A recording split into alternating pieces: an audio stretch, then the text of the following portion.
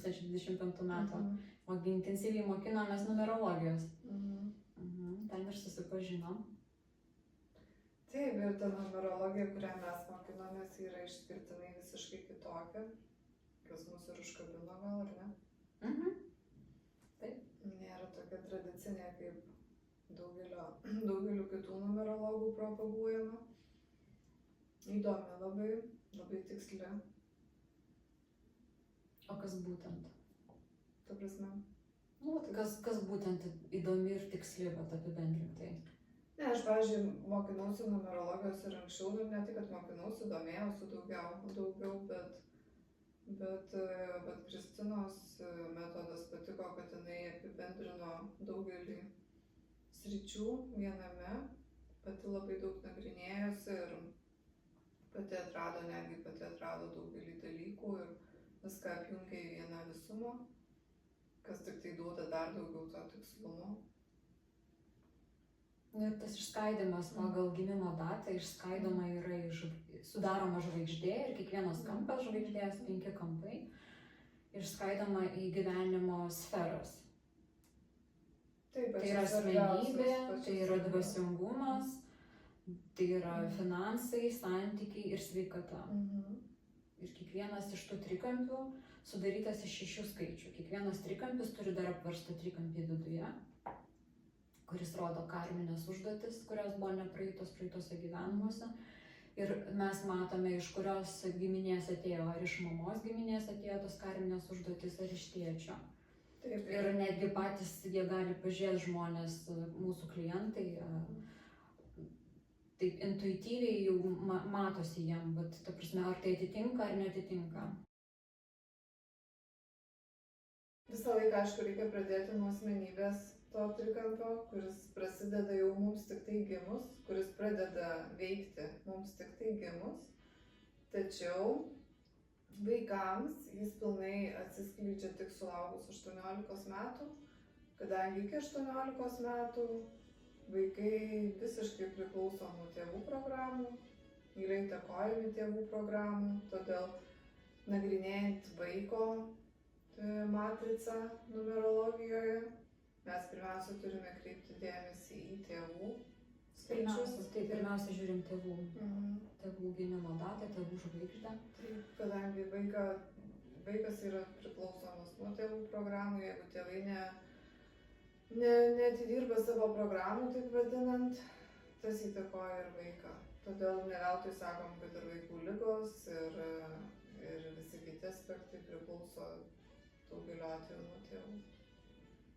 Taip. Aišku, reiktų tėvams atsižvelgti į vaiko matricą, asmenybę, kad žinoti, kurį pakreipti, kokią linkme. Tai mes čia patartumėm, pakreipti tą vaiką, kokie skaičiai pasistovi, kokie pasitarantai, kokios karminės programos galima pasižiūrėti tam asmenybės trikampyje. Principe galima žvilgtelti į žvaigždę, bet kol 18 nesuėjo, vaikas visiškai energetiškame tėvų lauke yra. Ir reikia dirbti tėvam. Jeigu vaikai serga, reikia žiūrėti tėvus, žiūrėti, koks jo emocinis fonas, kokiom jo vibracijom gyvena. Ar tai yra žemas vibracijos, ar tai yra, jeigu aukštas vibracijos, tai ten mažai problemų ir bus tiem vaikam. Gal dar turėtume pasakyti, kažkas nežino, kas tai yra žemos vibracijos, kas tai yra aukštas vibracijos. Tai negatyvios mintis, tai yra nusistatymas, kritika, tai yra kitų kaltinimas, tai yra aplinkybių kaltinimas. Tai yra atsakomybės permetimas kitiems dėl savo padarytų kažkokių tai, nesakysim klaidų, bet patirties, dėl savo patirties. Tai arba, pavyzdžiui, netgi kažkieno įtakota situacija pakrypsta taip, kaip tu neplanavai ir pradedi pykti. Ir va čia pradedi tu gyventi žemom vibracijom, vietoj to, kad tu priimtum atsakomybę, nes tu esi toj situacijoje ir yra nuo tavęs priklausoma taip pat. Tu pradedi kaltinti aplinkinius ir tiesiog ieškai pirkimo ožio.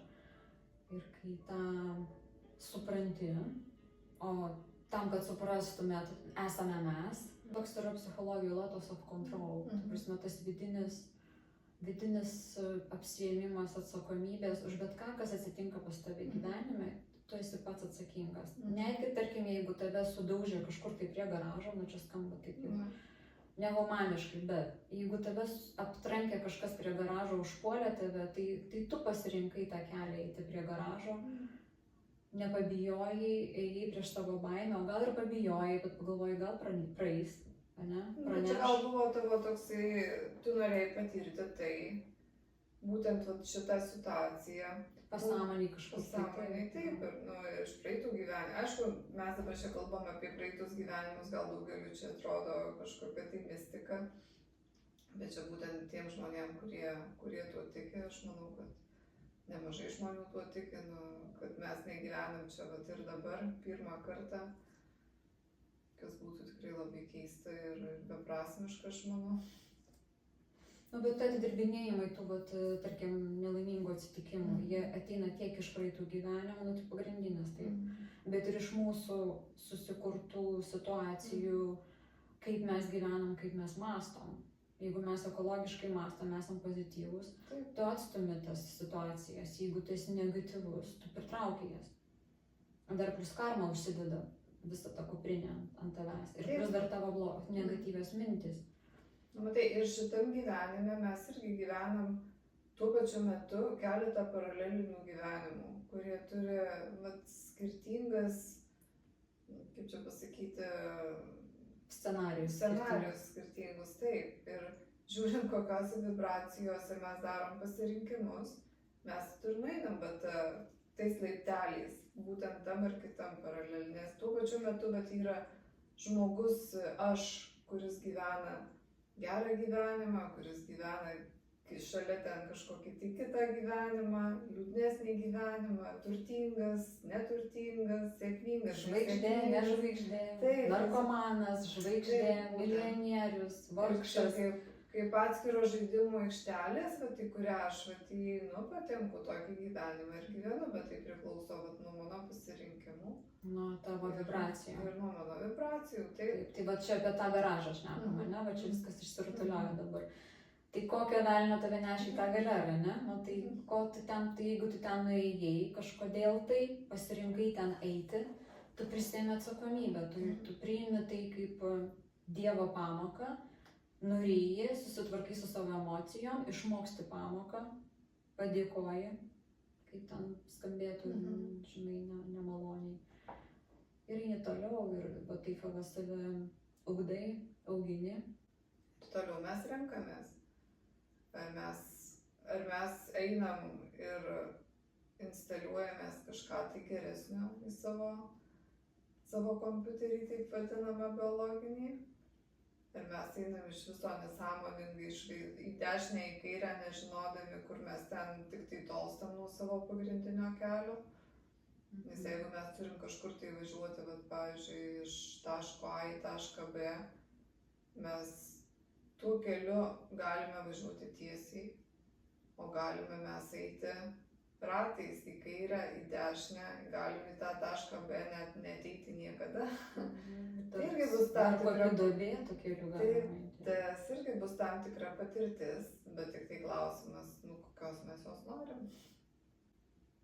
Paskui dar mes galim padaryti porų atitikimą, suderinamumą. Taip, santykiuose tas irgi labai svarbu. Porų suderinamumas, paskui miesto parinkimas, pažiūrėti kokios vibracijos, nes kiekvienas miestas turi savo arkaną irgi skaičių. Dienos, mėnesio, visų metų prognozė gali būti atlikta, kalendorius. Taip, kuris mėnesis jums labiausiai tinkamas, pavyzdžiui, kelionėm, pirkiniams. Vestuvių dienos, kokios per mėnesį yra parankiausios. Tai daugeliu dalykų tas prognozes galima tikrai visais aspektais prognozuoti, kas žmogui aktualu. Na ir pažiūrėti kažką, tai jeigu domina kažkoks partneris, galima ir pasmalsauti ir pažiūrėti, su kuo tu gyveni, su kuo tu biznį kuri. Renkant žmonės į darbą, į komandą savo irgi yra labai svarbu pasižiūrėti. Taip, be abejo. Labai daug ką pasako skaičiai. Aišku, Kaip mes tai suderinamumas. niekada nesakysim, ar tą žmogų rinktis ar nerinktis, ar mesti ar nemesti, jau čia nuspręs kiekvienas, bet jis bent jau turės tą bendrą vaizdą, ko iš to žmogaus tikėtis. Taip, jeigu tai yra sėslus žmogus, kuris negali dirbti komandoje, tai kam iš jo tikėtis, kad jisai dirbs komandoje. Taip, arba vieniems patinka rutininiai darbai, kiti iš viso negali būti įstumti į tam tikrus rėmus, tai galima tų žmonės. Kaip pavyzdžiui, devintukui, tai geriau vienam dirbti kažkur užsidarius online per atstumą, turėti savo kambarį, savo ofisą arba ofisą turėti atskirą, kur mažai žmonių. Devintukai apskritai reiktų dirbti savo, o ne kažkam tai kitam, jisai toksai daugiau yra savo biznio gal kūrėjas turėtų būti devintukai, vienetukai. O va toks septintukas, tai jūs gali ir komandai, dešimtukai. Tai ketvirtukam, pavyzdžiui, labai netinka, bet irgi tokie rutininiai darbai, jiems duoti užduotį, jie padaro, ir jiems reikia jau kitos užduoties, jie negali daryti ištisai tą patį ir tą patį, nes jie tada... Tai kaip ir 13, ar ne, mirtis, tai tenai. Irgi eina, stato ir išeina. 13-ukam, kurie gimė 13 dieną, yra labai svarbu mokėti atsisakyti rutinos. Tarkim, padarau vieną projektą, pabaigiau ir einu prie kito projekto. Nesilaikyti prie to padaryto projekto. Ir kuo daugiau jie keistų projektų, bet padaryti iki galo. Padarei, užbaigiai, eini toliau. Kaip ir 16-ukai lygiai taip pat. Jie stato ir išeina ir pradeda statyti kitą projektą. Jiem tai yra sėkmė, jiem tai yra finansinė gerovė, toksai suvokimas, kad neprisirišimas tai yra labai... Tai va, ir tai mes galim pasakyti, papasakoti apie kiekvieną skaičių ir tikrai ne keliais žodžiais. Ką mes galim pasakyti apie dvasingumą? Dvasingumas ir ten daugiau yra gal giminės tas trikampis, kuris parodo, ko iš mūsų tikisi mūsų giminė. Protėviai mūsų. Mūsų protėviai, už mūsų stovi labai didelė, daug labai žmonių sudaro mūsų giminę. Taip, mūsų protėvių ten tūkstančiais iš tėčio pusės susirikiuoja. Tėčio mama, tėčio tėtis, iš mamos pusės tėčio mama, tėtis, tėčio ten ir taip toliau. Jeigu mūsų finansų trikampio viršūnėje stovi aštuntukas, tai... Čia piniginis skaičius. Tai pats pinigingiausias skaičius ir jums jau turbūt reikės, aišku, pastangų reikės, bet jau turbūt reikės mažiau negu kitiems. Tai jeigu yra aštuntukas ir dešimtukas, tai kas dešimtukas yra fortūna, laimė, tai tada iš viso jums ir pastangų mažiau reikės, ir dar jums viskas seksis. Taip, o dešimtukam iš vis reikia mokinti sakyti taip gyvenime, nes viską, ką jie gauna, tai yra likimo dovana jiem. Ir ten, jeigu kažkur tai kažkoks tai susitikimas ir sako, ai, neisiu, neisiu, visą laiką reikia eiti ir žiūrėti, nes, kiekvienas toks išėjimas jum yra į naudą. Nes jūsų netgi arkanas vadinasi fortūna, tai būtinai. O kur 12-tukas, jisai turi išmokti sakyti ne. Taip. Nes save skriaudžia. Save skriaudžia, nusileidžia, nutyli. 12-tukam būtinai reikia sakyti, išmokti ne. Nubrėžti savo ribas. Taip, 12-tukui svarbu nebūti auka. Taip. Neaukoti savęs.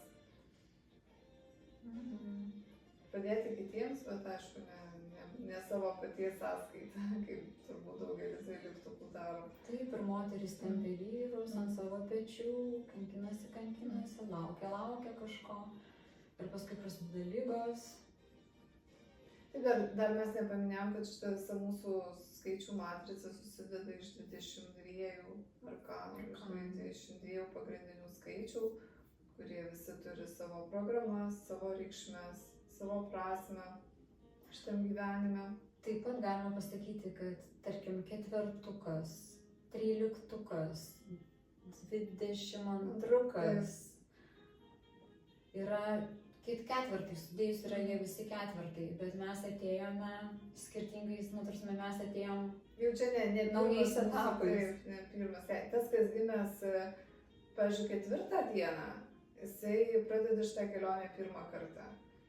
Tas, kas gimęs 13 dieną, jau jisai reiškia antrą kartą kartoja. Ir gavo vienetuką.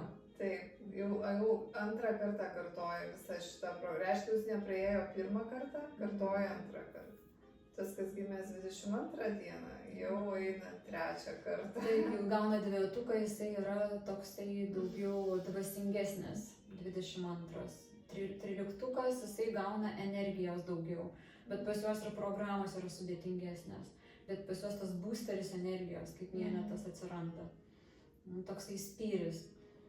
O 31, tai jis toksai daugiau apie pinigus eina jau.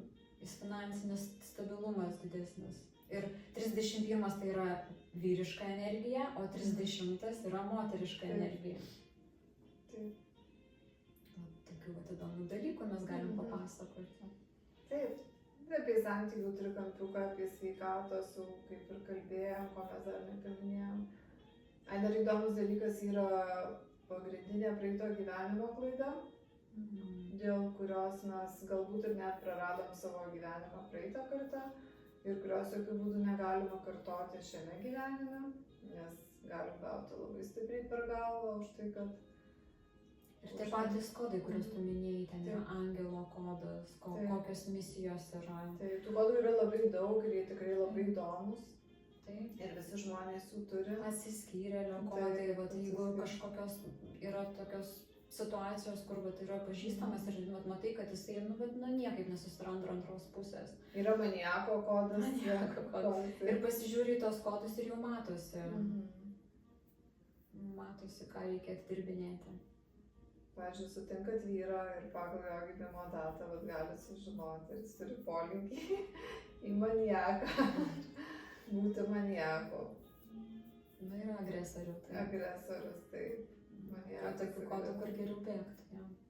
Yra milijonieriaus kodas irgi, kurį galima pasakyti. Bet tai nereiškia, kad pas tos, kurie ir turi milijonieriaus kodą, yra visi milijonieriai. Tai va tas ir yra, kad kai tu atidirbi savo programas karminės, kurios blokuoja tavo finansinę sėkmę, tu po biškį eini į tą naują šakelę. Taip.